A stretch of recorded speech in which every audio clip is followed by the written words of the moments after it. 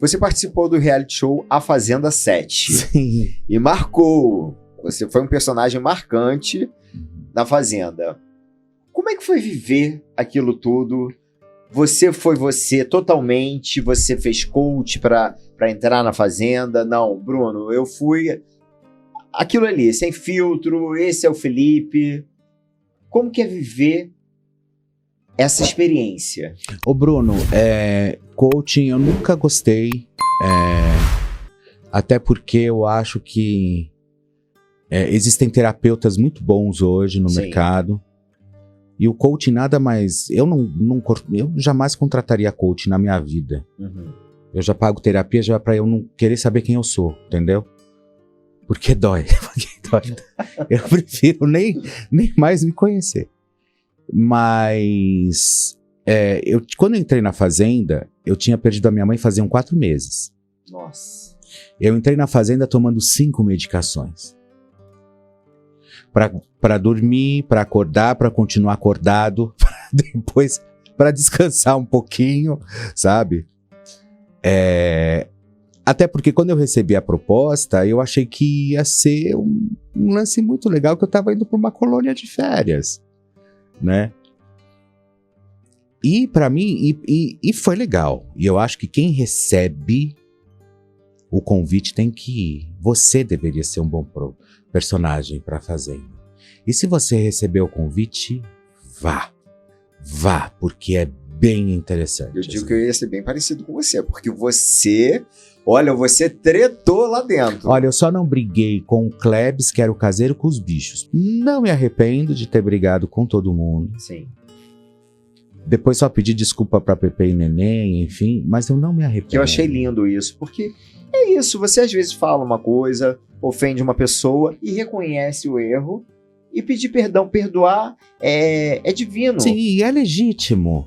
Sabe, eu acho que a desculpa ela é legítima, né? Aí depois você põe a mão na consciência e fala, não foi legal o que eu fiz, sabe? Não foi bacana, porque elas estavam ali também no mesmo papel que eu, querendo levar 1,5 milhão, sabe? Claro. Não, 2 milhões na 2 época. milhões na época.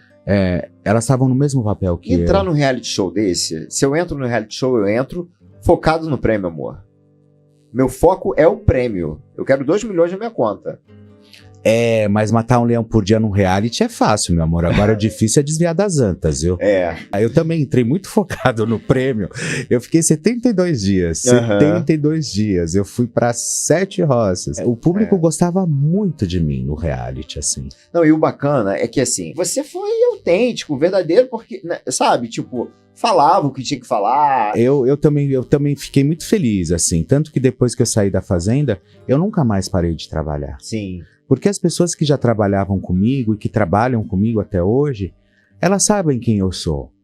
Sabem quem é o profissional. Felipe, quando a gente fala até sobre isso, até uma correção. Quando eu falo assim, eu gosto da treta, eu gosto da confusão, não é que você é uma pessoa do mal, mas é que você não arrega uma confusão. Eu não arrego uma discussão. Se eu tiver que ter um embate com a pessoa, eu vou ter um embate. Se eu tiver na minha razão, eu vou estar na minha razão e vou até o final. E se eu tiver que pedir perdão, reconhecer que eu errei, não tem problema nenhum em relação a isso. Eu também não. Eu acho que é digno, é legítimo. Sim. Faz parte. Eu só penso da seguinte forma. Se você vai pedir desculpa, que seja de coração.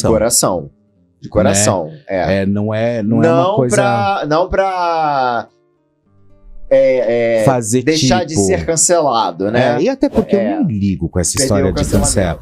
Eu nem ligo. Eu acho que eu já fui cancelado tantas vezes, cara, mas tantas vezes eu não ligo pra isso. Eu acho isso uma bobeira, até porque tudo que nós falamos hoje na internet, ou da forma como a gente apresenta, ou da forma como a gente faz os nossos vídeos, enfim, eu já fazia isso no offline. Verdade. Eu já fazia isso. Ou seja, a história só mudou, só inverteu, só saiu do offline e foi para o online. Mas só que no online tem um peso maior das pessoas quererem estar dentro do assunto, delas querem ser inseridas no assunto. Eu deixo as pessoas morrerem de inanição. Eu acho que essa é a melhor fórmula que a gente tem. Deixa a pessoa morrer de inanição. Então acho que o meu maior desafio, sem dúvida, em todos esses tempos de carreira, foi me reinventar, né? Porque eu saio de um papel de dublador, já entro com preconceito, como que um dublador, tipo, sabe? E dublador que pintava a cara no programa Silvio Santos, faz jornalismo, entra pro mercado e começa. Então, o próprio mercado começou a me ver com preconceito, assim, sabe? Parece que existia uma como assim? Não, entendeu? Você não é intelectual o suficiente para estar nesse mercado, entendeu? Quem é você ou quem são vocês, né? Em alguns jornalistas eu mando o recado, que acham que vocês podem ou não paralisar a minha carreira.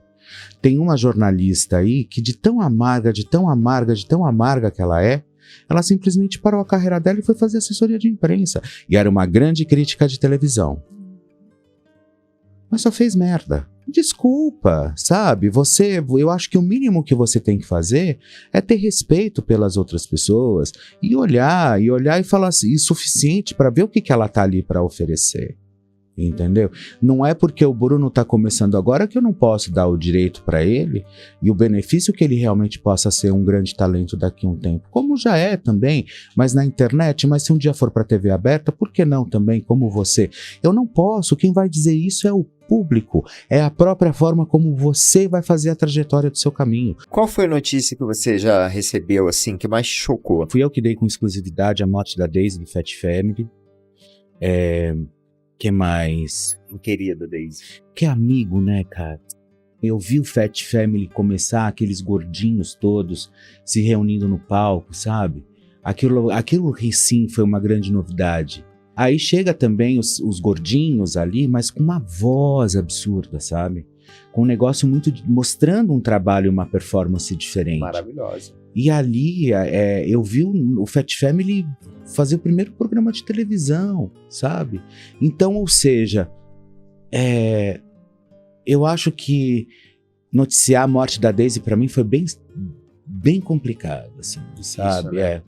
Não só a morte da Daisy, mas também foi o processo da morte do próprio Marcelo Rezende. Foi uma questão que me deixou muito chateado, porque o Marcelo era um colega de trabalho, era um cara que me respeitava demais, nós nos falávamos, e a morte e a forma como ele morreu, eu acho que foi muito indigna, sabe? O tratamento dele foi indigno, porque ele optou por um tratamento que não era legal, né? Ele foi na onda dessas histórias todas, tudo bem, eu acredito em tudo, eu acho que tudo vale a pena, mas, gente, a gente não pode simplesmente... Eu sempre falo o seguinte, Mari e Bruno, enquanto nós estamos aqui gravando, a indústria farmacêutica, ela está investindo bilhões numa medicação. Você não pode simplesmente jogar a alopatia simplesmente como se ela não existisse, como se ela não tivesse benefício nenhum. Mas de repente ele opta por esses tratamentos alternativos, sabe? Contra a dor, coloca ele numa banheira com sal do Himalaia e deixa ele por 1 hora. Churrasco? Você tá lidando com uma peça de picanha ou um ser humano? Sabe? Nunca ouvi um negócio de você colocar a pessoa, deixar 1 hora no sal, numa banheira de sal. Isso me revolta. Então, ou seja, a gente sabe que ele estava condenado, mas ele tinha a opção ali de ter uma vida um pouco menos sofrida no final. Foram 4 meses, foi muito fulminante. Mas poderia ter prolongado um pouco mais, entendeu? Ele não quis, tá tudo certo, não quis, não vou fazer, eu acho que se for para morrer, vai morrer, só não quero sentir dor. Mas ele sofreu, a gente foi vendo ele ficar decrépito. Quem acompanhou sabe do que eu tô falando. Infelizmente, sabe? Então eu acho que existem essas pessoas e os amigos do lado, eu acho que muitos poderiam ter dito, não, chega dessa brincadeira, sabe? Vamos encarar uma outra qualidade de vida, né? E foi assim, eu acho que isso realmente pegou bastante comigo, pra mim. E aí, o que achou desse papo? Você que assistiu até aqui, deixe seu like, se inscreva no canal e compartilhe com seus amigos. Grande abraço, te vejo no próximo vídeo.